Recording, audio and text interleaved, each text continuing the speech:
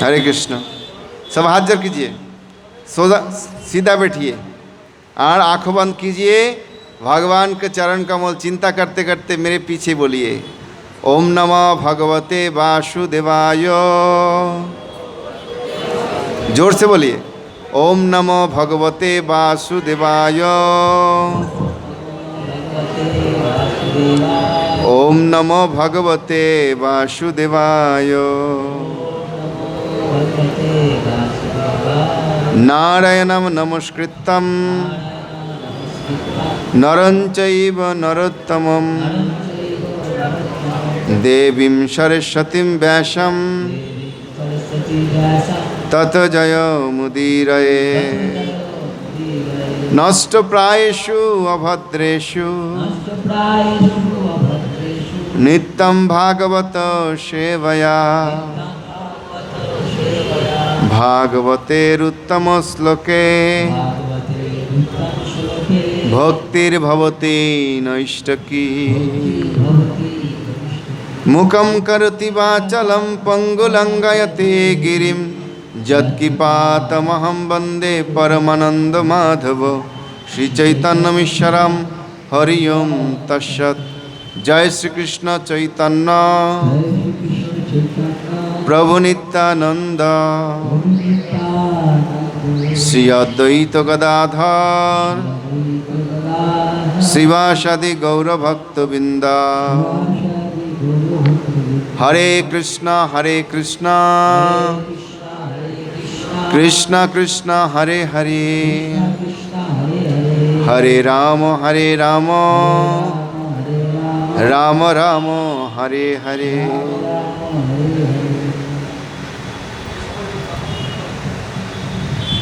हरे कृष्ण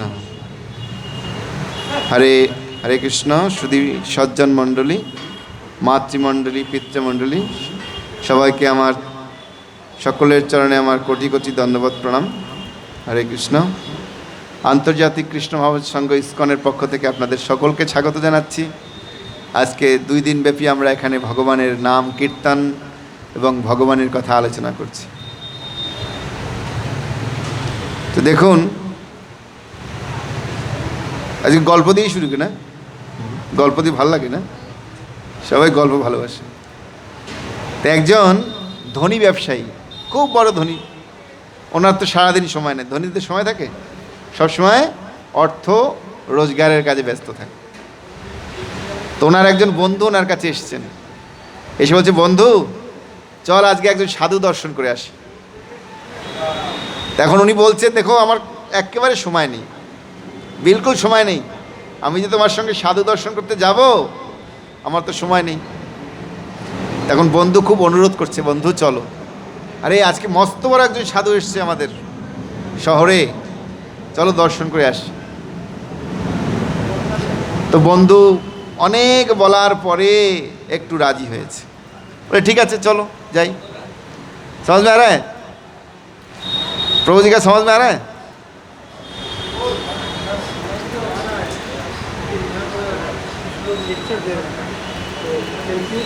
अच्छा अच्छा, हाँ इधर बैठिए, नहीं तो भक्तों के साथ बैठिए, सब कृपया मिल जाएगा।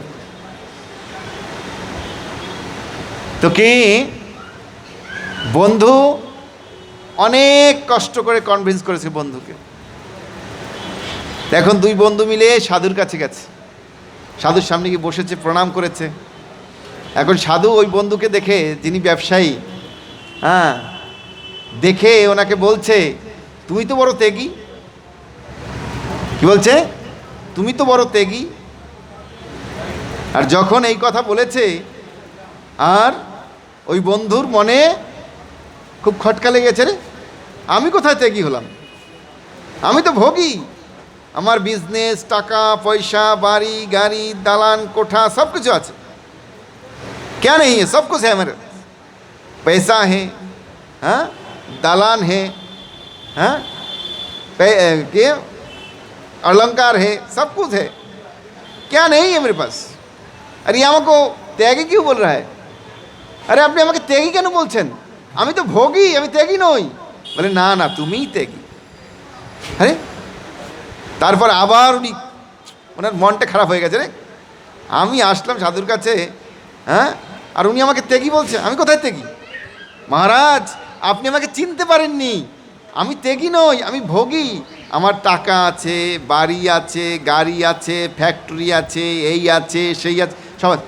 বলেন নাহি, ফের ভি আপ ত্যাগী হো। মানে কেমন, কীভাবে ত্যাগী আমি, কীরকম ত্যাগী আমি? বলে তুমি কৃষ্ণকে ত্যাগ করেছ। হ্যাঁ, তা আমরা সকলে কি ত্যাগী? আমরা সবাই কৃষ্ণকে ত্যাগ করে দিয়েছি, সেজন্য আমরা বড় ত্যাগী। হ্যাঁ, কিন্তু আমাদের কি ত্যাগী হওয়া উচিত? হ্যাঁ, না। সেজন্য আচার্যরা বলছেন যে সতত স্মর্তব্য কৃষ্ণ, বিস্মর্তব্য ন কদাচিৎ। সবসময় কৃষ্ণকে স্মরণ রাখো এবং কখনো কৃষ্ণকে ভুলো না। তাহলে কি হবে? আপনারা বলতে পারেন যে কৃষ্ণকে ভুললে কি হবে? কৃষ্ণকে ভুললে আমরা এই জগতের সব কিছু ভুলে যাব। দেখুন, গাছের গোড়ায় জল দিলে যেমন ডাল, পালা, শাখা, প্রশাখা, ফল, মূল সব তন্দুরুস্ত থাকে, তাই না? আর যদি আপনি পাতার মধ্যে জল ঢালেন তাহলে গাছের কিছু হবে? হবে না। সেজন্য কৃষ্ণ হচ্ছেন আমাদের সকলের মূল। বুঝতে পারছেন? কৃষ্ণ হচ্ছেন আমাদের সব কিছুর মূল। সেজন্য শাস্ত্রে বলছে যস্মিন তুষ্টি জগৎ তুষ্টি। ভগবান যদি সন্তুষ্ট হয় তাহলে পুরা জগৎ সন্তুষ্ট হয়ে যাবে। তাই আমাদের কি করা উচিত? ভগবানের সন্তুষ্টি বিধানের জন্য কর্ম করা উচিত। যেমন আমাদের প্রভুরা এখানে ভগবানের সন্তুষ্টি বিধানের জন্য এক মহাযজ্ঞের আয়োজন করেছে।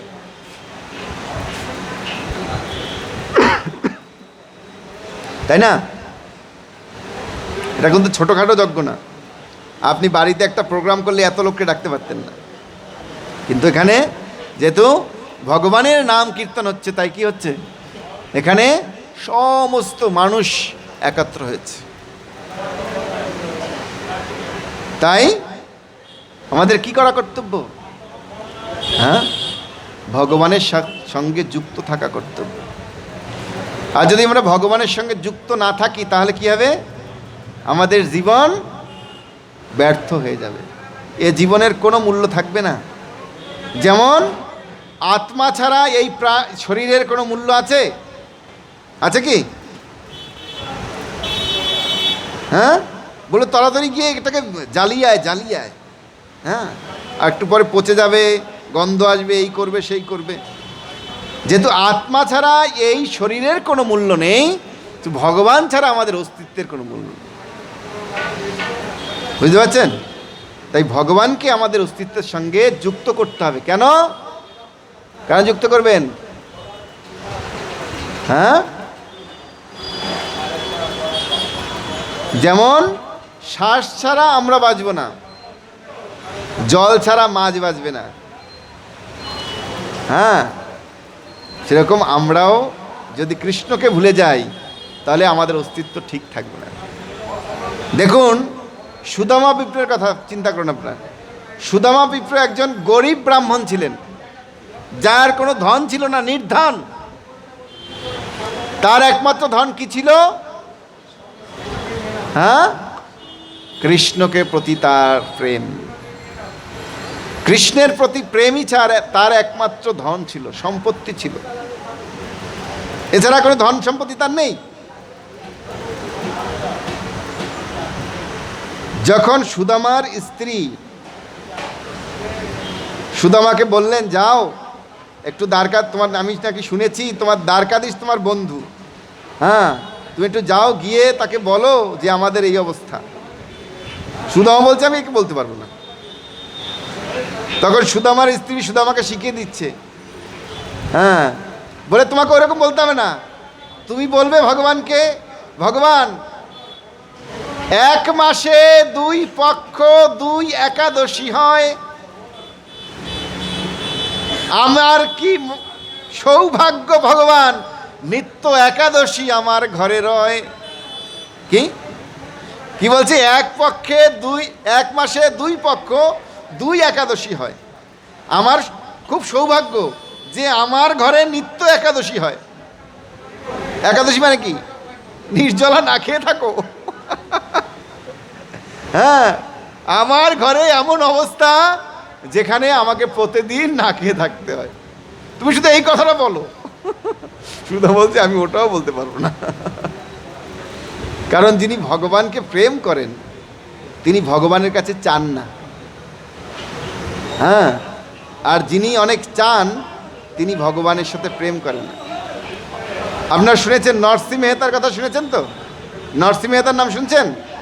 হ্যাঁ, নরসিংহ মেহতা উনি এমন ভক্ত ছিলেন, উনি সবসময় হরিনাম করতেন, সবসময়, অলওয়েজ, সবসময় উনি চ্যান্টিং করতেন, জপ করতেন, হরে কৃষ্ণ কৃষ্ণ কৃষ্ণ হরে হরে, হরে রাম রাম রাম হরে হরে, এই নাম জপ করতেন উনি। তো কি হয়েছে, ওনার স্ত্রী, ওই বাচ্চা একটা মেয়ে ছিল, ওই মেয়ে জন্ম দেওয়ার সময় চলে গেছে। তো ওই মেয়েকে উনি কোনো রকম মানুষ করেছে। তা মেয়ে বড় হয়েছে।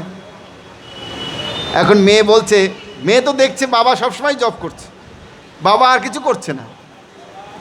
তো মেয়ে বাবাকে কি বলছে, বাবা তুমি তো সবসময় জব করো, আমি তো বড় হয়েছি, তুমি দেখেছো? বলে হ্যাঁ হ্যাঁ আমি দেখেছি মা, তুই বড় হয়েছিস, দেখেছি। হ্যাঁ, যা এখন যা, আমি একটু জব করি, ভগবানের নাম করি, নাম করতে দে। নাহলে বাবা আর একটা কথা আছে আমার। বলে আমি বড় হয়েছি তো, আমার বিয়ে দেওয়া উচিত, তুমি জানো? বলে হ্যাঁ তাও জানি আমি। আমি তাও জানি মা, তোরা তো চিন্তা করতে হবে না। তো কি হয়েছে, কিছুদিন পরে একটা ভালো সম্বন্ধ এসছে, খুব বড় ঘরে। হ্যাঁ, একটা সম্বন্ধ এসছে, আর মেয়ের সম্বন্ধ পাকা হয়ে গেছে, বিয়ের আছে 1 মাস বাকি। ঠিক আছে, তো বাবা জব করছে, মেয়ে বাবার সেবা করছে, কোনো চিন্তা নেই, ভগবান ঠিক সংসার চালিয়ে দিচ্ছে। হ্যাঁ, তো 1 মাস যার মেয়ের বিয়ে বাকি, তো সে নিশ্চিন্তে ভগবানের নাম জপ করে যাচ্ছে। তো যখন 10 দিন বাকি আছে, তো মেয়ে বাবার কাছে গিয়ে বলছে, বাবা আর তো মাত্র 10 দিন বাকি, আমার তো বিয়ে, তো তুমি কোনো কাউকে নিমন্ত্রণ করলে না, কোনো আয়োজন করছো না, কোনো ঢাকিকে বলছো না, কোনো প্যান্ডেলওয়ালাকে বলছো না, কোনো রাঁধুনিকে বলছো না, তা কি আমার বিয়েটা কি হবে না? মেয়ে কি বলছে, বলে হবে মা, হবে, চিন্তা করিস না, আর তোর চিন্তা করার দরকার নেই, আমি তো আছি, আরে আমাকে একটু জব করতে দে, আমি একটু ভগবানের নাম করি। তো উনি নাম বসে গেছে। আর মেয়ে কি করবে, বাবা বলেছে হ্যাঁ হবে। তো আবার 2 দিন চলে গেছে। 2 দিন পরে দেখছে বাবা তো কিছু করছে না। আরে বাবার কাছে আবার গিয়ে বলছে, ও বাবা তাহলে কি আমার বিয়েটা হবে না? বলে হবে মা, তোর বিয়ে হবে, তুই কেন তো চিন্তা করিস, তোর বিয়ে হবে না? আরে তোর বিয়ে হবে, ধুমধাম করে হবে। হ্যাঁ, ও চুপ করে গেছে, আবার গেছে, আবার 3-4 দিন চলে গেছে। আবার একদিন গেছে, গিয়ে বলছে, বাবা ও বাবা, তো তুমি তো কিছু করছো না দেখছি, কাউকে নিমন্ত্রণ করছো না, কোনো প্যান্ডেল লাগাচ্ছ না, কোনো কাউকে রাঁধুনি লাগাচ্ছ না, তো বরযাত্রীকে আসবে, সবাই আসবে, এসে এরকম দেখলে আমার বিয়ে হবে? হ্যাঁ, বলবে হবে মা, হবে। আরে তুই একটু ভগবানের নাম টাম কর, হ্যাঁ, আর আমাকে করতে দে, তোর এত চিন্তা করার দরকার নেই, সব হবে। তো এরকম করে বিয়ের আগের দিন গিয়ে বলছে বাবাকে, বাবা ও বাবা কালকে বিয়ে, তুমি জানো? বলে হ্যাঁ জানি, আমি জানি, কালকে তোর বিয়ে আমি জানি। বলে কই, কত আয়োজন তো দেখছি না, তাহলে কি আমার বিয়েটা হবে না? বলে হবে মা, তোর বিয়ে হবে, খুব ভালো করে হবে, খুব সুন্দর করে হবে, অনেক লোক আসবে, অনেক নিমন্ত্রিত অতিথি আসবে, সবাই প্রসাদ খাবে, তুই চিন্তা করিস নি। ও চুপচাপ রয়েছে। তো দেখছে বাবা ওদিনও কিছু করছে না। সকালবেলা গিয়ে মেয়ে বাবার কাছে কান্না করছে, বাবা আমার বিয়েটা বুঝি গেল, এবার আর আমার বিয়ে হচ্ছে না।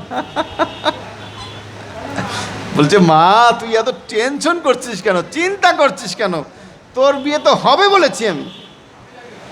তো মেয়ে কান্না করতে করতে ওর চোখ একবারে ফুলে গেছে, কারণ ও তো বিশ্বাস করতে পারছে না ওর বিয়ে হবে কি হবে না।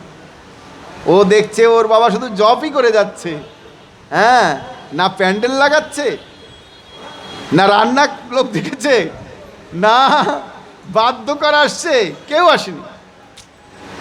তো ও কান্না করছে যে আজ আর আমার এইবার বিয়েটা হচ্ছে না, আমার কি হবে, আমার বাবা তো এইরকম, তাহলে আমার কি এই জন্মে বিয়ে হবে না। তো এরকম করে করে যখন 3টা বেজে গেছে, তখন মেয়ে দেখছে যে পালকি করে, হাতি ঘোড়া করে ভোরে ভোরে সব জিনিসপত্র চলে আসছে।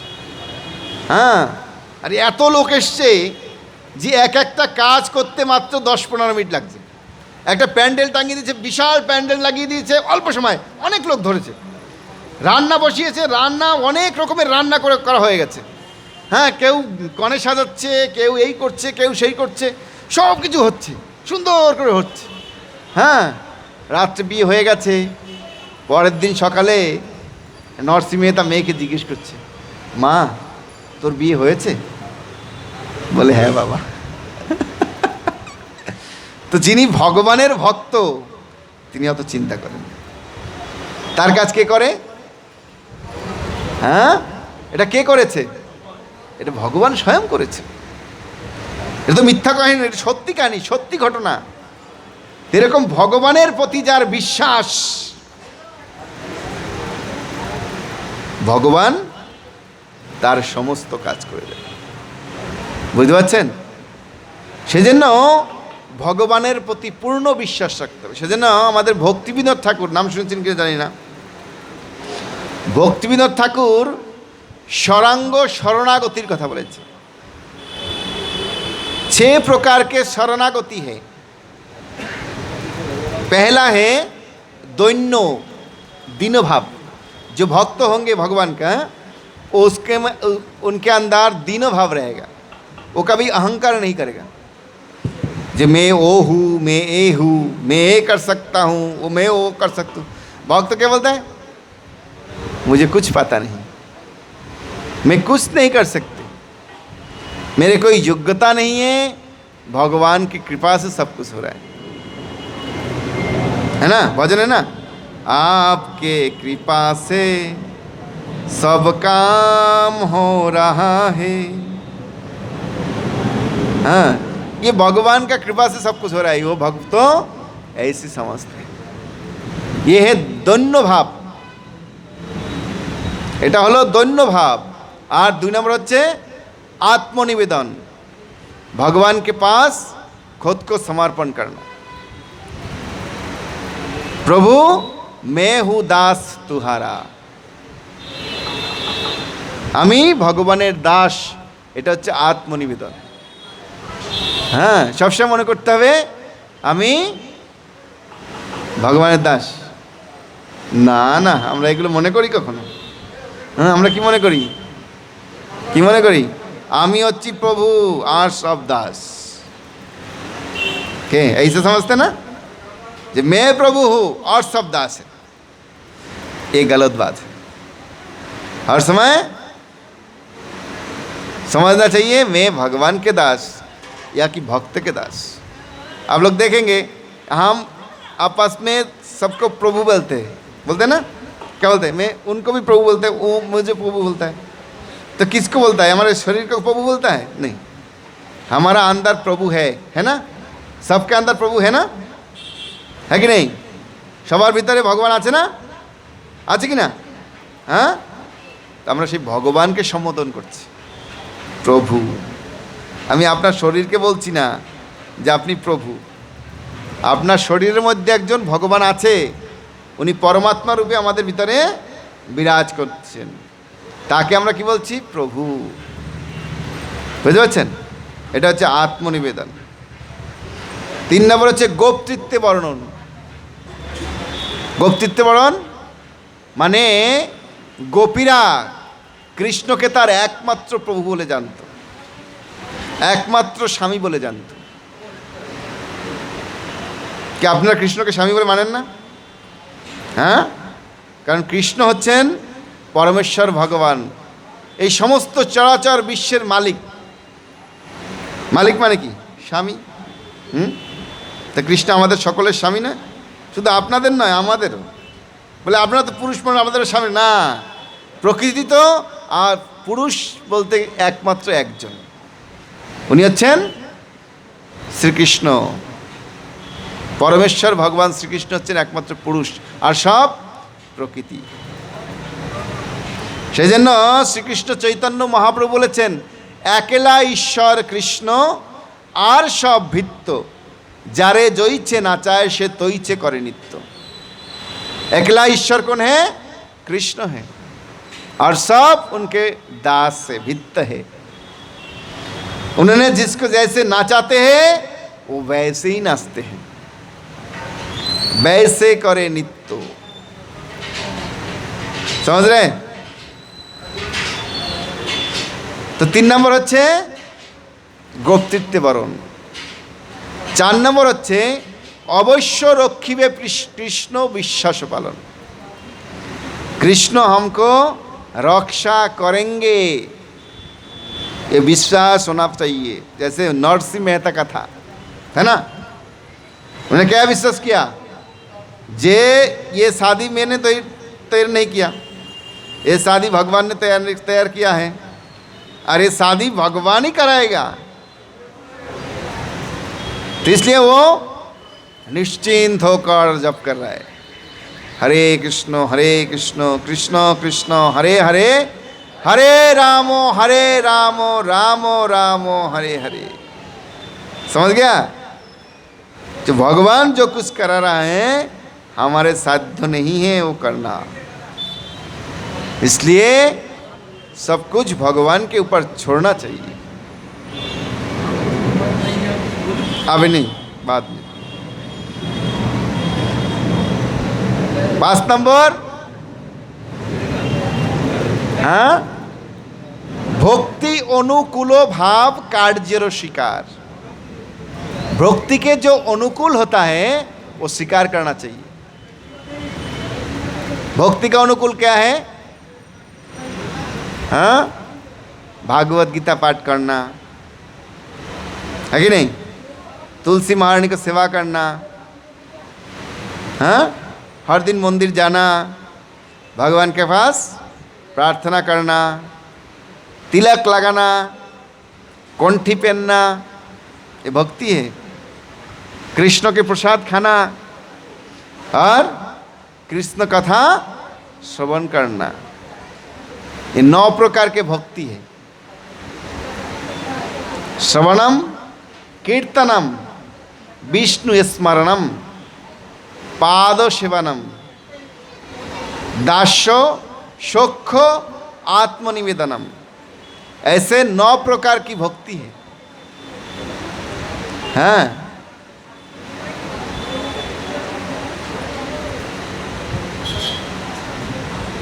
माता जी आगे जाइए।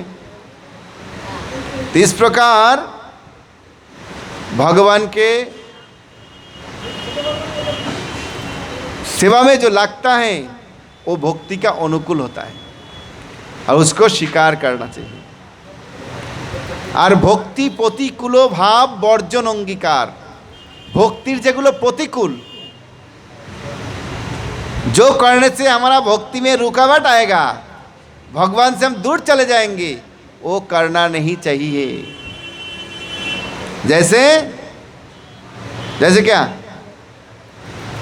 नशा नहीं करना, जुआ नहीं खेलना, अवैध संग नहीं करना, और तमोगुण का रजोगुण का खाना नहीं खाना। समझ गया? तो इससे क्या होता है? हमारा भक्ति वर्धन होता है। इसलिए इस्कॉन में आप जाएंगे और बोलेंगे प्रभु जी हम दीक्षा लेना चाहेंगे, तब क्या करेगा? वो लोग बोलेगा आपको 4 नियम पालन करना पड़ता है, पड़ेगा, आपको पता है, तब दीक्षा मिल सकता है। हाँ, क्योंकि भक्ति प्रतिकूल भाव को বর্জন करना चाहिए। ভক্তির যা প্রতিকূল সেগুলো আমাদের বর্জন করা উচিত, তাহলে আমাদের ভক্তি বৃদ্ধি পাবে। আর না হলে যদি মনে ভক্তিই না থাকে ভগবানের প্রতি, তাহলে তাদের সেদিন কী হবে? সেজন্য ভক্তিবিনোদ ঠাকুর বলেছেন, সরঙ্গ শরণাগতি হইবে যাহার, তাহার প্রার্থনা শোনেন শ্রীনন্দ কুমার। এই যে ভগवान आप जाकर मंदिर में कपाल कूट कूट के फाटा देंगे, खून बहा देंगे, भगवान सुनने वाला नहीं है। सुनेगा? यदि आप उनके बात नहीं सुनेंगे, आपके बच्चा जैसे आप समझो आपके एक बच्चा है और आपके बच्चा आपको सुनता नहीं, वो उसका हिसाब से चलता है, तब आप क्या करेंगे? उनको सब रिक्वायरमेंट पूरा करेंगे? नहीं। बोले बाप तुम हमारे बात नहीं सुनते हो, मैं तुम्हारे नहीं सुनने वाला, जाओ जहाँ पर अच्छा है वहाँ ढूंढ के खाओ जाओ। तो वैसे ही भगवान भी वैसे ही है। हम जब उनको सुनेंगे, उनके सब रिक्वायरमेंट मानेंगे, तब आपको बात सुनेगा, नहीं तो भगवान वो हमको सुनता ही नहीं, तो मैं क्यों उनको सुनूं? दास कौन है, प्रभु कौन है? हाँ, दास कौन है, प्रभु कौन है? दास हम हूँ और प्रभु कौन है? वो है ना? तो हम दास क्या करते हैं? प्रभु का सेवा करते हैं ना। जब दास प्रभु का सेवा करता है तो प्रभु दास को ध्यान रखते हैं, ये वो हमारे बहुत अच्छा नौकर है, वो अच्छा सेवा करता है, इसलिए महीने में तनख्वाह अच्छा ही देना है, और उनको जो जो चाहिए ये सब कुछ दे देना उनको। क्या ऐसा होता ना? और जब दास को प्रभु को सुनता नहीं, सिर्फ पैसा के लिए आता है, तब क्या करेगा? लाठी लेके भगाएगा। समझ गया? लाठी लेके भगाएगा। तो वैसे ही हम जब भगवान को सुनेंगे, আমরা যখন ভগবানকে শুনবো এবং ভগবানের কথা অনুযায়ী কাজ করব, ভগবান যেগুলো বলেছেন সেগুলো আমরা হৃদয়ঙ্গম করব, তখন ভগবান আমাদের সব কিছু শুনবেন, আমাদের ভালো করে দেখাশোনা করবেন। এবং যখন আমরা ভগবানকে শুনবো না, ভগবান বলবে ও আমার না, है ना? सेम सेम ये जड़ जगत में जो होता है वो भगवान के साथ वही होता है। हाँ, इस दुनिया में हमारे साथ जो हो रहा है भगवान के साथ ऐसा ही व्यवहार है।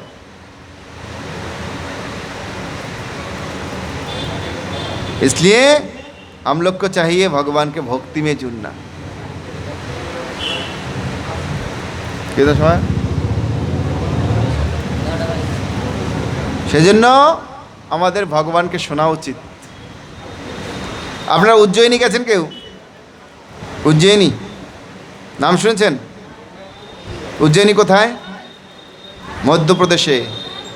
ওখানে কুম্ভমেলা হয়। ভারতে 4 জায়গায় কুম্ভমেলা হয়। একটা হচ্ছে इलाहाबाद, একটা হচ্ছে नासिक, একটা হচ্ছে हरिद्वार, আর একটা হচ্ছে उज्जैनी। तो उज्जैनी शहर में एक राक्षस रहते थे। क्या रहते थे? राक्षस। और राक्षस के साथ उनके पत्नी भी रहते थे। राक्षस राक्षसी, राक्षस राक्षसी সেখানে থাকতেন। এবং উজ্জয়িনী ধাম, ওখানে সাধু সঙ্গ হয়, প্রচুর সাধু সঙ্গ হয়। আর রাক্ষস কী করতেন? সেই সাধুদের সঙ্গে সাধু সঙ্গ করতেন, আর সাধু সঙ্গ করে ওনার মন ভালো হয়ে গেছে। ওনার রাক্ষস প্রবৃত্তি নেই। তখন আপনাদের বাড়িতে আপনাদের স্বামী স্ত্রীর মধ্যে ভালো সম্পর্ক থাকে, তখন আপনারা কি সেলিব্রেশন করেন? যে আজকে এবার আমরা আমাদের বিবাহ তিথি, হ্যাঁ, বা বিবাহ বার্ষিকী সেলিব্রেশন করব, করেন না? তো রাক্ষস আর রাক্ষসী এরা ভাবলেন যে এবার ওনারা বিবাহ তিথি সেলিব্রেশন করবে। বুঝতে পারছেন? যখন রাক্ষস তার পত্নীকে বললেন যে দেখো, এবার তোমার বিবাহ তিথিতে আমি তোমাকে কি দিতে পারি বলো, তখন রাক্ষসী বলছে আমি যে চাইবো তা দেবে তুমি? বলে দেখো, আমি তো ধনী ব্যক্তি নই, এই ধামে কোনো রকম এই জীবনযাপন করছি, ধামবাস করছি। আমার যে আমার সমর্থের মধ্যে যদি তুমি চাও তাহলে আমি অবশ্যই তোমাকে দেব, আর যদি আমার সমর্থের বাইরে তুমি চাও তাহলে আমি তোমাকে দিতে পারবো না। তখন রাক্ষসী বলছে দেখো, এতদিন তোমার কাছে আমি কিছু চাইনি, এবার কিছু চাইছি, সেটা দাও আমাকে। রাক্ষস বলছে যদি সমর্থ হয় তাহলে দেবো, আর তুমি সমর্থের বাইরে চাও তাহলে আমি কীভাবে দেবো?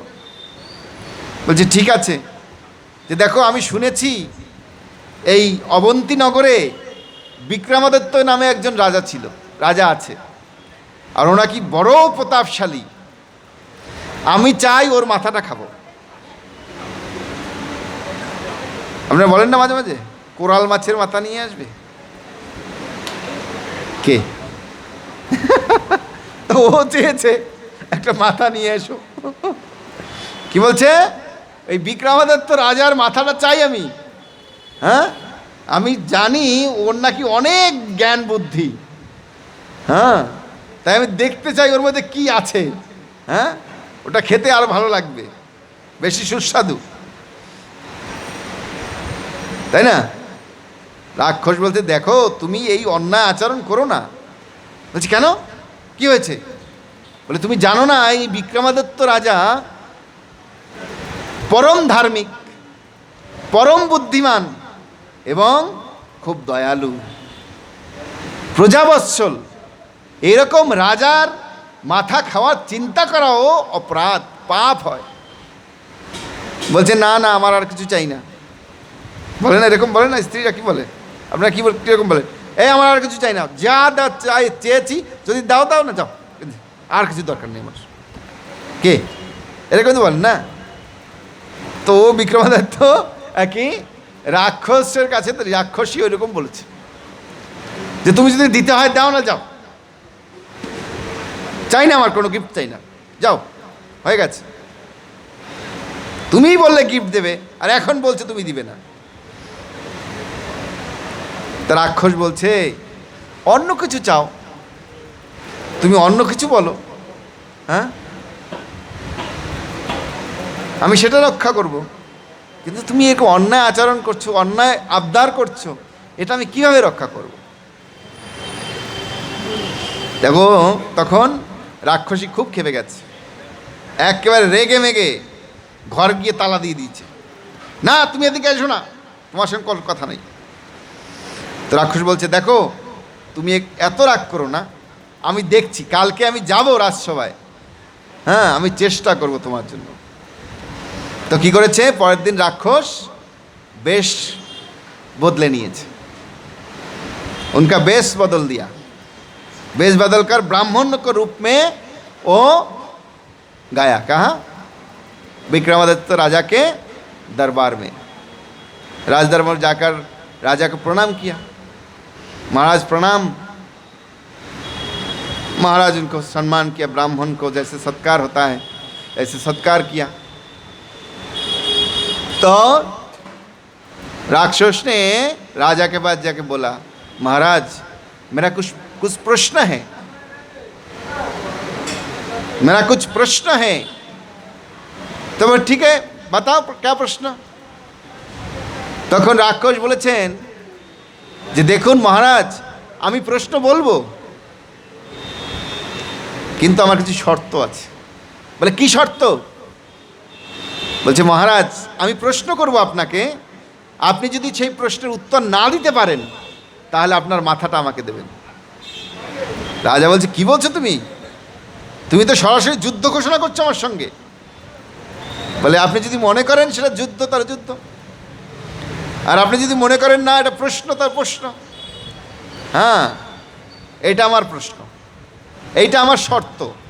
আপনি যদি পালন করেন, যদি আমার প্রশ্নের উত্তর দিতে চান তাহলে ঠিক আছে, আর না হলে আমি চলে যাচ্ছি।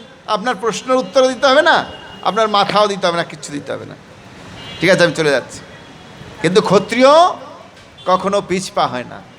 যুদ্ধে চপ্প পলায়নম, যুদ্ধে কখনো তারা পিছপা হয় না। তখন বিক্রমাদিত্য রাজা বলছে ঠিক আছে ঠিক আছে, তুমি তোমার প্রশ্ন করো, যা হবে দেখা যাবে। তখন রাক্ষস প্রশ্ন করা শুরু করেছে। বলছে কটা প্রশ্ন করবে? বলে 4টে প্রশ্ন আমার। বলে প্রথম প্রশ্ন সবাই শুনবে ভালো করে, উত্তর দিতে হবে কিন্তু কালকের মতো। কালকের মতো মনে আছে তো? হ্যাঁ, উত্তর দিতে হবে কিন্তু। বলছে এখানে আছে ওখানে নেই। প্রশ্ন শুনেছেন কখন এরকম? বলছে এখানে আছে ওখানে নেই। রাজা বলছে কি প্রশ্ন করছো তুমি? এখানে আছে ওখানে নেই, এর আগে পিছিয়ে কিছু? বলে না মহারাজ, এর আগে পিছিয়ে আর কিছু নেই। আমার প্রশ্ন হচ্ছে এখানে আছে ওখানে নেই। আচ্ছা বলছি এরকম প্রশ্ন তো আমি কখনো শুনিনি। আপনারা শুনেছেন? আপনারা কেউ শুনেছেন এরকম প্রশ্ন?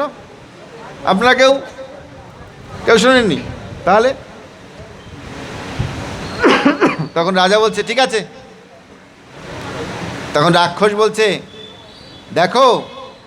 দেখুন মহারাজ, আপনি যদি প্রশ্নের উত্তর না দিতে চান তাহলে বলুন, আমি চলে যাচ্ছি, এক্ষুনি চলে যাচ্ছি, আপনাকে প্রশ্নের উত্তর দিতে হবে না।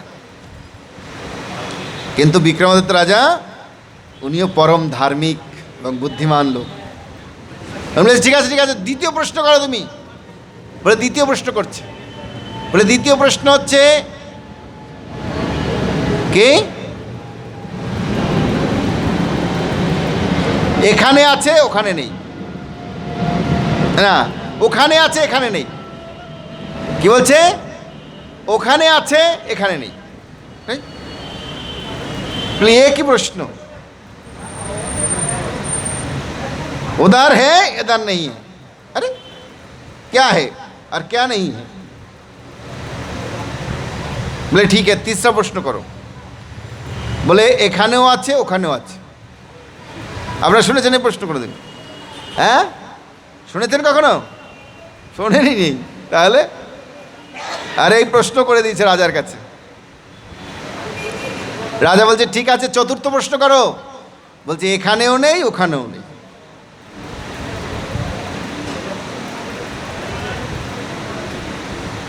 तो प्रश्न कर दिया। राजा तो सोच के उनको दिमाग में घूम रहा है, अरे बाबा ये प्रश्न कभी नहीं सुना मैंने बहुत सारी प्रश्न सुना है, बात सुना है, बहुत कुछ सुना है, मैं बेताल को भी हराया है, क्योंकि आप ब्राह्मण के जैसे प्रश्न कभी सुना नहीं। हाँ, अच्छा सुना नहीं आप? बोले हैं, तो फिर आपके माथा दीजिए हमको। बोले नहीं, देखो मेरे कुछ दिन समय दो, मैं 2-4 दिन समय दो, उस समय में मैं आपका प्रश्न को उत्तर दे दूँगा, ठीक है? बोले है, ये जरूर मंजूर है। आप 2 दिन बाद बोलिए, कोई बात नहीं, हम अपेक्षा करते हैं आपके सिर के लिए, आपको माथा लेके ही जाएंगे इस बार। তখন রাক্ষস বাড়িতে গেছে। বাড়িতে গিয়ে বলছে জোর, মানে রাজা তো বলতে পারেনি না, বলছে শোনো গিন্নি, তোমার জন্য মাথার ব্যবস্থা করেছি আমি। বলে কি বলছো? মাথার ব্যবস্থা করেছো? কিভাবে?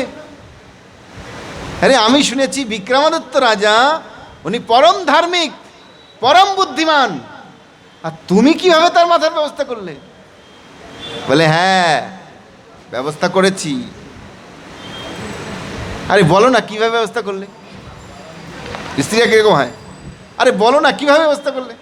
আরে বলে না না এখন বলা যাবে না, দেখো দেওয়ালেরও কান আছে, আমি এখন বলবো আর শুনতে পেলে আর তোমার মাথা খাওয়া হবে না।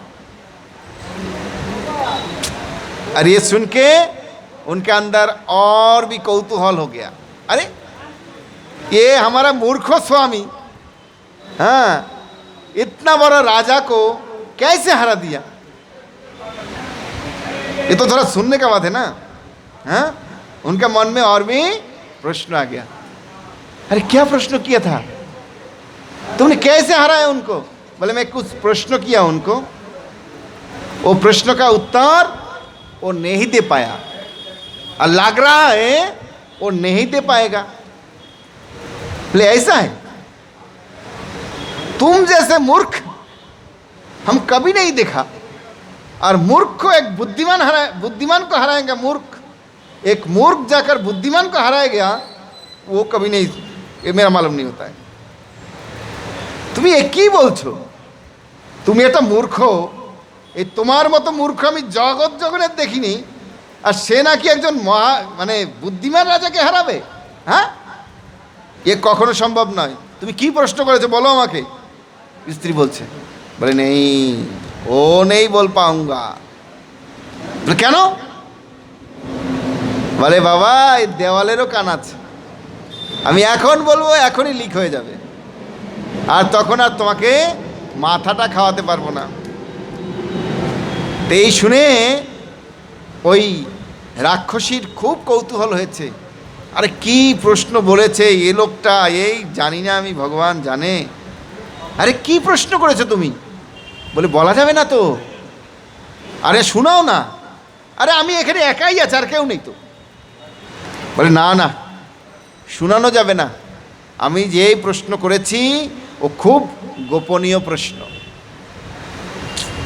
वो राक्षसी का उनका कौतूहल और बढ़ गया, वो सुनने के लिए बेताब हो गया। अरे सुनना ही पड़ेगा हमको। अब क्या प्रश्न किया? बोले देखो मैं ये बोल सकता हूँ, आप वो माथा खाने का चिंता छोड़ दो तब। अरे इतना दिन बाद एक सुযোগ मिला है, वो भी गवा देंगे तो कैसा है, कैसा होता है? तो राक्षसी बहुत बार सोचा ठीक है, छोड़ ही देते हैं माथा। हाँ, माथा का और चिंता ছেড়ে ही देई। ঠিক আছে তুমি বলো।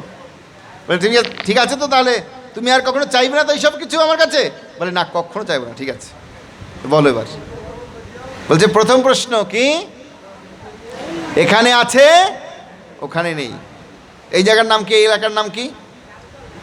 হ্যাঁ, ঝাউতলা। ঝাউতলা তো, ঝাউতলা। তো এই ঝাউতলায় অনেক ধনী মানুষ আছে না, আছে না? তারা এখানে এসছে। এখানে কয়জন লোক এসছে? এখানে বেশি হবে 100-150, তাই না? এখানে অনেক বড় বড় ধনী টাকাওয়ালা অনেক সাধারণ মানুষ আছে, তাদের অনেক টাকা পয়সা আছে, আছে না? আছে না? আছে। কিন্তু ওখানে কিছু নাই। এখানে অনেক কিছু আছে, টাকা পয়সা, গাড়ি, ফ্ল্যাট, বাড়ি, হ্যাঁ, তাই না? সব কিছু আছে না? কিন্তু ওখানে নেই। তারা ভগবত ভক্তির প্রতি একেবারে नहीं, वो नहीं सुनना चाहते। भगवान के बारे में सुनना भी नहीं चाहते, बोलना भी नहीं चाहते, देखना भी नहीं चाहते, कुछ नहीं। फले उनको इधर है उधर नहीं है। কি समझ रहे? আমাকে বুঝতে পারছেন সবাই? আমার কথা বুঝতে পারছেন না? হ্যাঁ, এখানে আছে তাদের, কিন্তু ওখানে নেই। তখন রাক্ষসী না চিৎকার করে কান্না করা শুরু করেছে, হায় হায়, আমার তাহলে কী হবে? আমার তো কোথাও নেই, এখানে আমি ভিক্ষা করে খাচ্ছি, আর আমি তো রাক্ষসী, আমি তো ভগবত ধামে যেতে পারবো না, তাহলে আমার কি অবস্থা হবে? তখন রাক্ষস বলছে, যদৃশী যদৃশী ভাবনা সিদ্ধির ভবতি তদৃশী।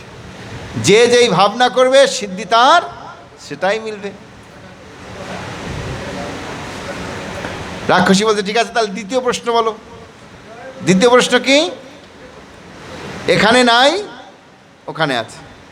এই যে ব্রহ্মচারীরা এখানে বসে আছে, দেখুন, এদের এখানে জাগতিক কোনো সম্পদ নেই, টাকা নেই, পয়সা নেই, বাড়ি নাই, গাড়ি নাই, সুন্দরী স্ত্রী নাই, কিচ্ছু নাই, আছে কিচ্ছু নাই।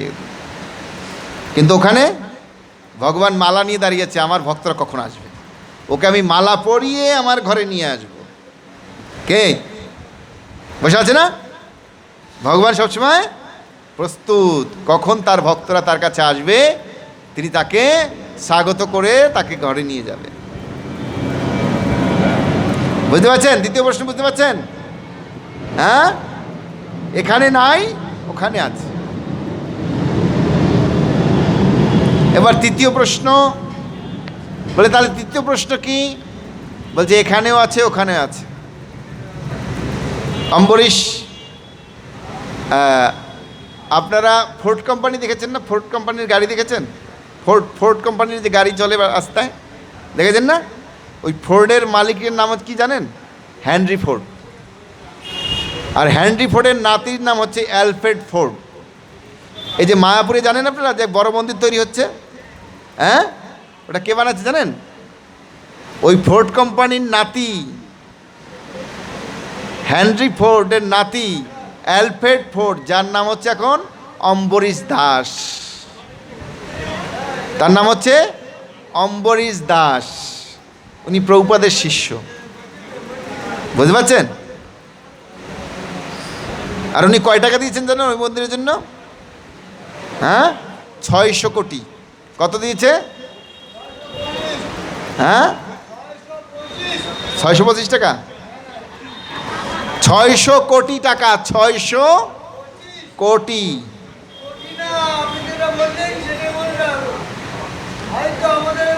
যাও, আগে যাও, আগে যাও, আগে যাও, ডিস্টার্ব করতে। উনি কত দিয়েছে? 600 কোটি টাকা দিয়েছে।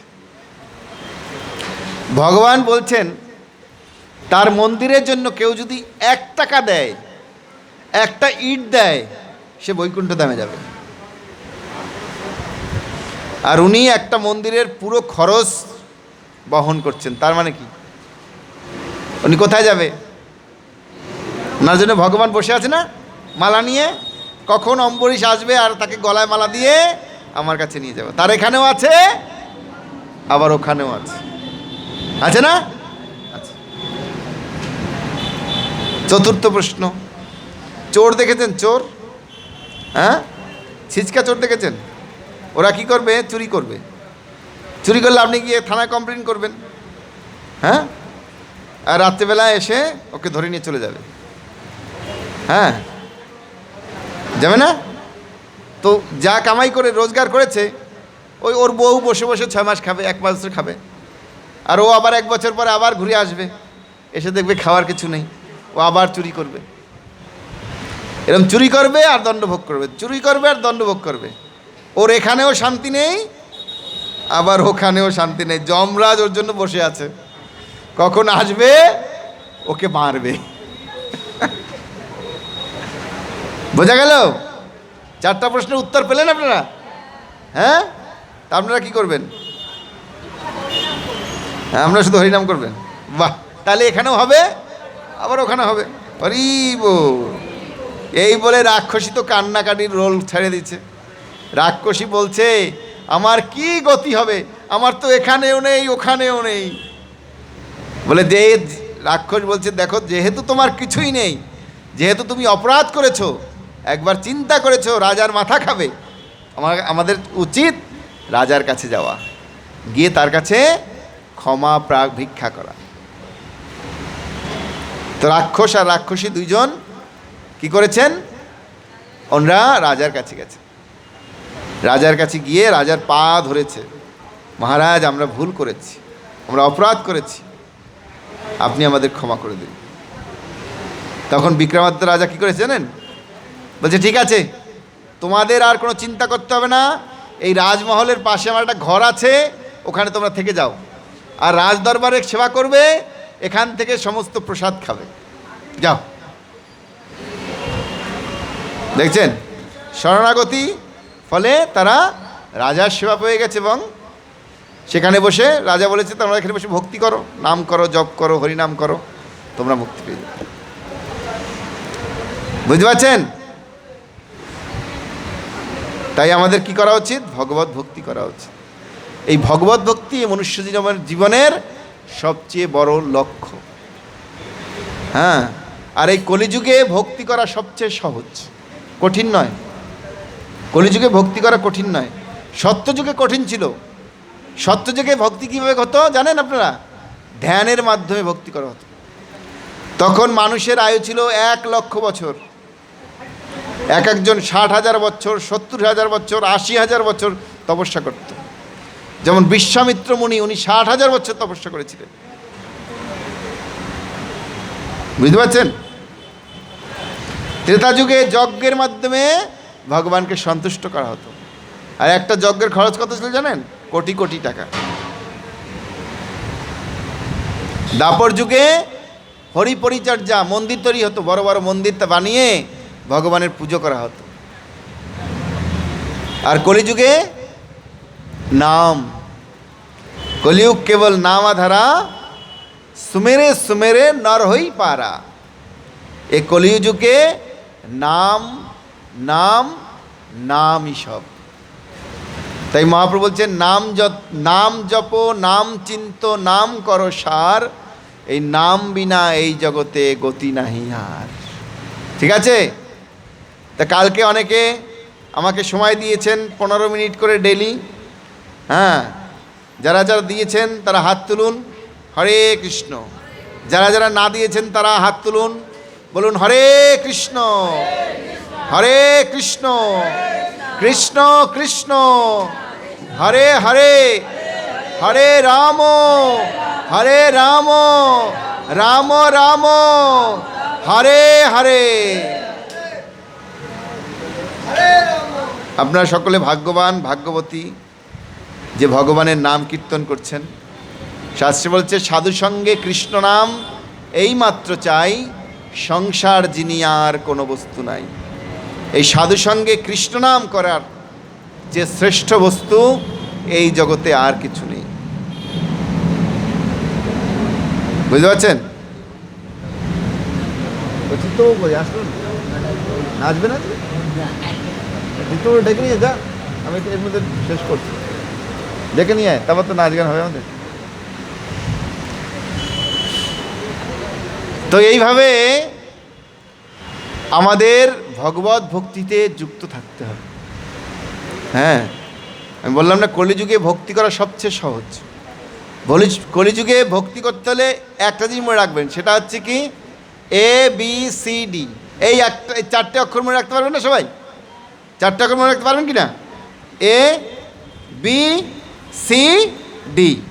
এ থেকে কি হয়? Association, association of the devotees. ভক্ত সঙ্গ করতে হবে। কলিযুগে যদি ভক্ত হতে চান তাহলে ভক্ত সঙ্গ করতে হবে। আর ভক্ত সঙ্গ না করলে কখনো এই ভক্তি সম্বন্ধে কিছু বুঝতে পারবেন না। বি থেকে হয় বুক রিডিং, মানে শাস্ত্রগ্রন্থ অধ্যয়ন করতে হবে। আর শাস্ত্রগ্রন্থ যদি অধ্যয়ন না করেন, যে কেউ এসে দাঁড়িয়ে যাবে আপনার সামনে, বলবে আমি ভগবান, তখন আপনি কি বলবেন?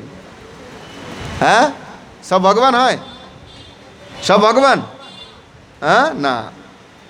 ভগবান হতে হলে তার ভিতরে 6টা গুণ থাকতে হয়। যেমন যখন কৃষ্ণ ভগবান ছিল না, কৃষ্ণ যখন ভগবান ছিল তখন 7 বছর বয়সে উনি গোবর্ধন ধারণ করেছিলেন। হ্যাঁ, যারা এসে বলবে আমি হচ্ছি ভগবান, তখন তার হাতের উপরে একটা কমসে কম 20 কিলোর একটা কিছু উঠিয়ে দেবেন। বলে আপনার কেন আঙ্গুলটা একটু দাঁড় করুন, আমরা একটা পাথর দিয়ে দেখছি আপনি ভগবান কিনা। হ্যাঁ, দেখতে পারেন ট্রাই করে। যদি ভগবান হয় পারবে, আর যদি ভগবান না হয় পালাবে।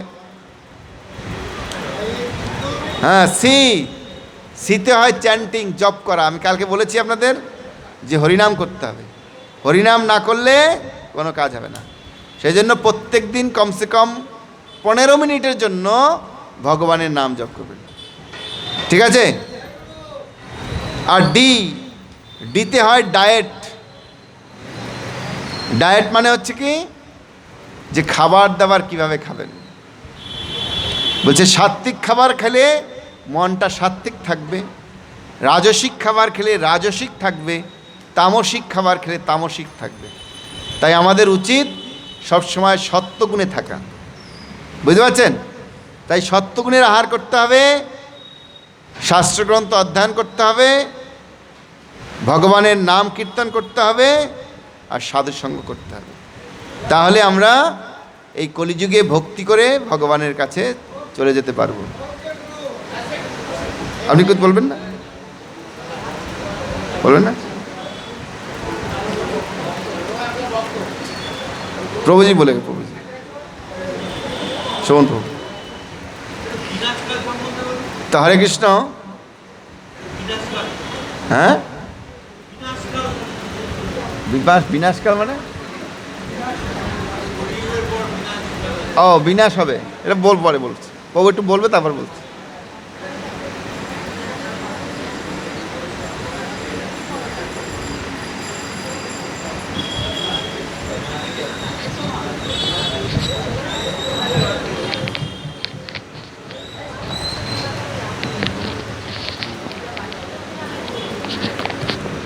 হরে কৃষ্ণ।